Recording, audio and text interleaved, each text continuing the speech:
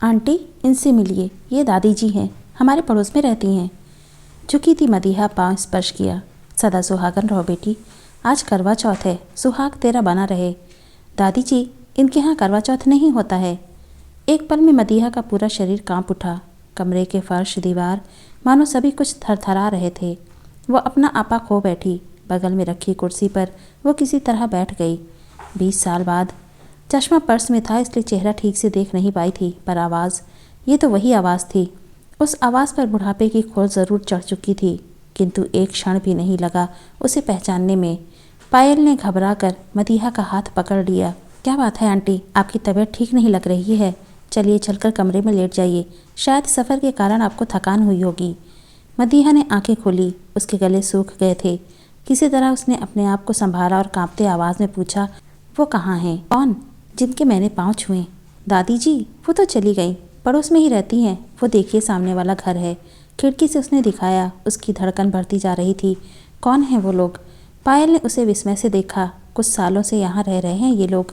पहले लखनऊ में रहते थे। मोहल्ले में लोगों ने बताया कि किसी हादसे में दादी जी के पति, बेटे और बहू मारे गए।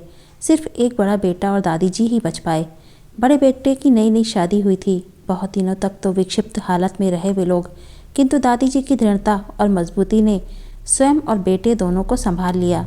बड़े बेटे ने मानसिक संतुलन खो दिया था, इसलिए दादी जी शहर दर शहर भटकती रहीं उनके इलाज के लिए। दूसरों के घर में काम करके उन्होंने ज़िंदगी चलाया। धीरे धीरे वे ठीक हुए। वो कहते हैं ना, जीवन तो जीवन है, किसी तरह निकल ही जाता है। ठीक होने पर वे खुद कमाने लगे और माँ का काम छुड़वा दिया। कितने ही जख्म हो जिंदगी में, उन्हें रौंद ही देती है और आगे बढ़ जाती है। ये कहकर पायल चुप हो गई। बहुत मुश्किल से उसने पूछा, और बड़े बेटे का नाम? उनका नाम हर्ष है। लोगों ने बहुत कहा, किंतु उन्होंने विवाह नहीं किया। माँ बेटे अकेले ही रहते हैं। मदीहा ने आंखें बंद कर ली, मानो वो गहरी नींद में सोना चाहती थी, पर वो सो कहाँ पाई। अतीत के असंख्य पन्नों की फड़फड़ाहट की आवाज़ लगातार उसके कानों से टकरा रही थी। सुबह से सौम्या व्यस्त थी। करवा चौथ की तैयारी चल रही थी। सज धज कर जब उसने सास के पाँव छुए तो सास ने ढेर सारा आशीर्वाद दिया।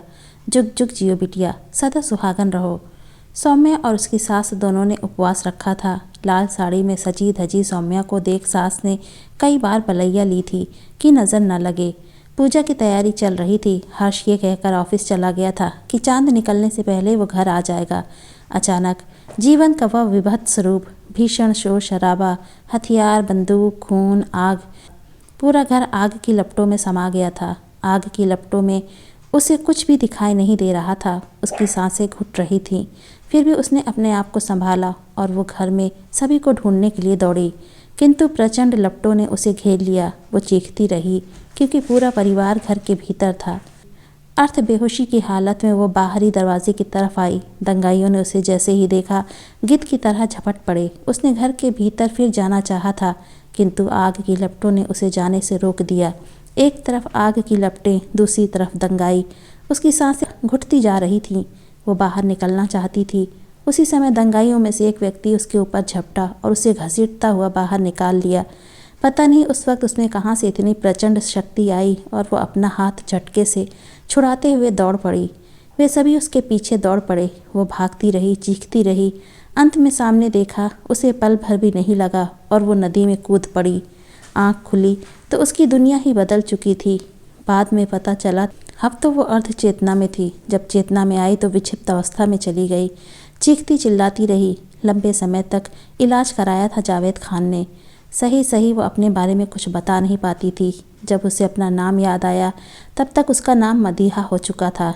जब वो सामान्य हुई तो जावेद खान ने उससे पूछकर उसके परिवार को बहुत ढूंढने की कोशिश की, परंतु पता चला कि पूरा घर जल चुका था। परिवार का एक सदस्य भी बचा नहीं था।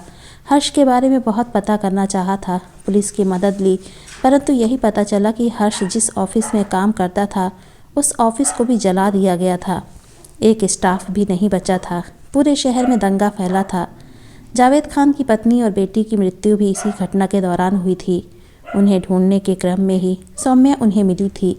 नदी से हजारों लाशों की छानबीन हुई थी। सौम्या की चंद सांसें अटकी पड़ी थी। उसे सरकारी विभाग के द्वारा अस्पताल लाया गया था। उसी अस्पताल में जावेद भी अपनी जली हुई बेटी और पत्नी का इलाज करा रहे थे। उनकी पत्नी की बगल वाली बेड पर ही वो थी। समय ने दांव खेला, वो जिंदा बच गई, लेकिन उनकी पत्नी और बेटी ने दुनिया से विदा ले लिया।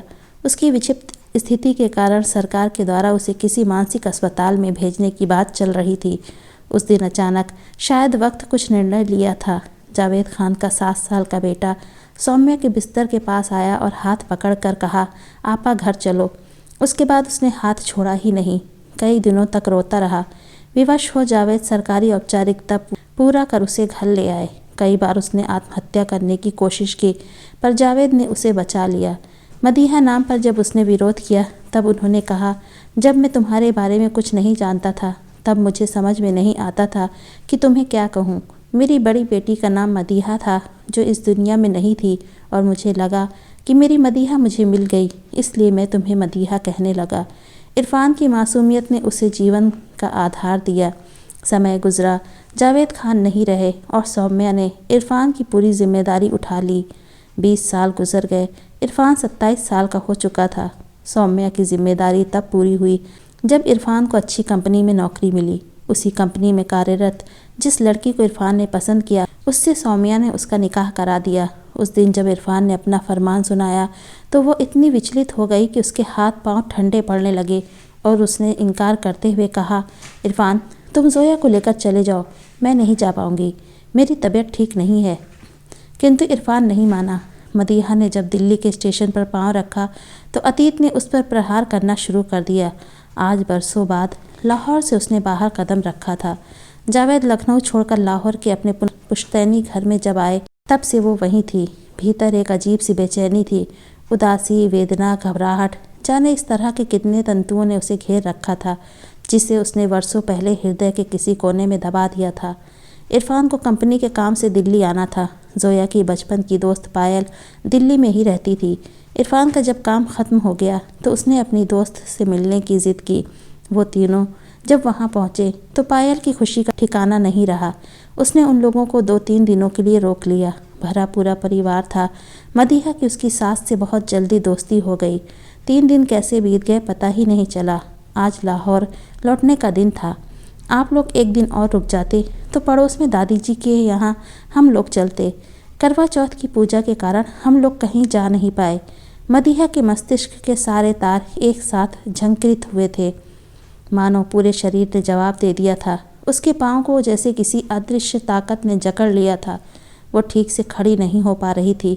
इरफान चिंतित था। अचानक आपको क्या हो गया? आई थी तो आप अच्छी भली थी।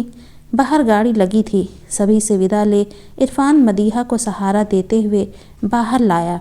सामान गाड़ी में रखा जा चुका था। जोया बैठ गई, किंतु मदीहा के पांव उठ ही नहीं रहे थे। और अचानक पड़ोस वाले घर से उसने उस छाया को देखा। बदहवास सी मदीहा दौड़ पड़ी। सभी भौंचक्के रह गए। इरफान दौड़ा, आपा। तब तक मदीहा उस घर के अहाते के गेट को खोलकर बरामदे में पहुंच चुकी थी। कुर्सी पर बैठा पुरुष अचानक खड़ा हो गया। उसके मुख से चीखें निकली, हर्ष, मैं तुम्हारी सौम्या। और पल भर में वो उस पुरुष को झकझोरती हुई मूर्छित हो गिर पड़ी। 2 दिन हो चुके थे अस्पताल में। सौम्या और हर्ष को अभी तक होश नहीं आया था। सौम्या को देख हर्ष भी होश खो बैठा था। पूरा परिवार मौन था। जिसको जो जानना था जान चुका था, जो समझना था समझ चुका था। अतीत की सारी परतें उखड़ चुकी थीं। बस इंतज़ार था दोनों के होश में आने का। आज वो कमज़ोर और वृद्ध काया, जो इतने सालों से मजबूती से ज़िंदगी से लड़ती आई थी, बहू को देख सुन्न पड़ चुकी थी। वक्त मूक और स्तब्ध था। एक एक लम्हा सभी के लिए इतना भारी था कि उसका बोझ उठाना मुश्किल होता जा रहा था। समय के दांव से नियति भी स्तब्ध थी। मदीहा होश में आ चुकी थी। एक तरफ वर्तमान और दूसरी तरफ अतीत, दोनों के पलड़ों को तौलती भविष्य को आंक रही थी मदीहा। प्रेम, मोह, दुविधा के डोर से बंधी मानसिक संघर्षों से जूझ रही थी वो।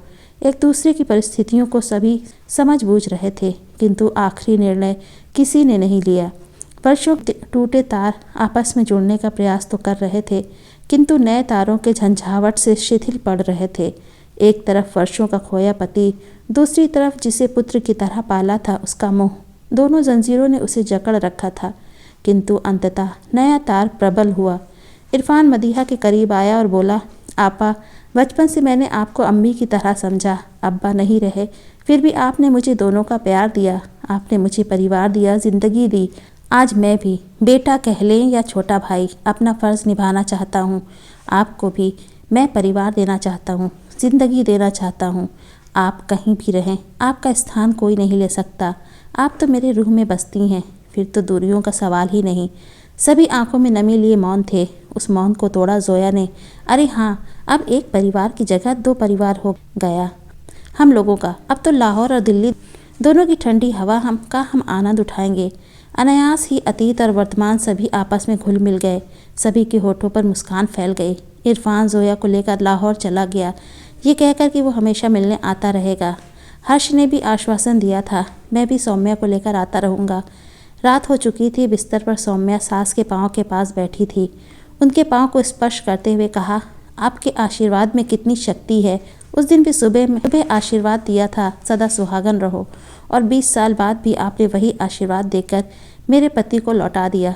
सास ने सुनी आंखों से दीवार की तरफ देखते हुए कहा, उस दिन छोटे बेटे ने मुझे बचाने के लिए रसोई घर के पिछले दरवाजे से बाहर की ओर धक्का दे दिया था। मैं गिर पड़ी थी, होश खो बैठी, इस कारण उठ नहीं पाई। उसके बाद वो अन्य सभी को बचाने के लिए दौड़ पड़ा था। फिर क्या हुआ पता नहीं।